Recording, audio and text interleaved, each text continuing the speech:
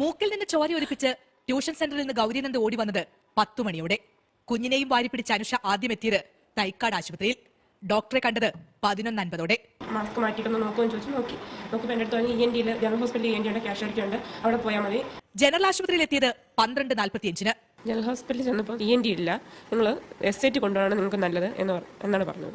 കുട്ടികളുടെ പ്രത്യേക പരിചരണ വിഭാഗങ്ങളുള്ള SATയിൽ എത്തിയപ്പോൾ 1:39. SATയിൽ ഡോക്ടറെ കണ്ടു. ഡോക്ടറും മെഡിക്കൽ കോളേജിലോട്ട് റെഫർ ചെയ്യുമായിരുന്നു. മെഡിക്കൽ കോളേജിൽ എത്തിച്ചപ്പോൾ 2:10. മെഡിക്കൽ കോളേജിൽ ചെന്നപ്പം ENT ഇല്ല, ഡോക്ടർ എപ്പോഴും ഉണ്ടെന്ന് ചോദിച്ചപ്പോൾ പറഞ്ഞു മൺഡേ ഉള്ളൂ ഡോക്ടർ. തുടർന്ന് 2:30ഓടെ സ്വകാര്യ ആശുപത്രിയിൽ ചികിത്സ തേടി.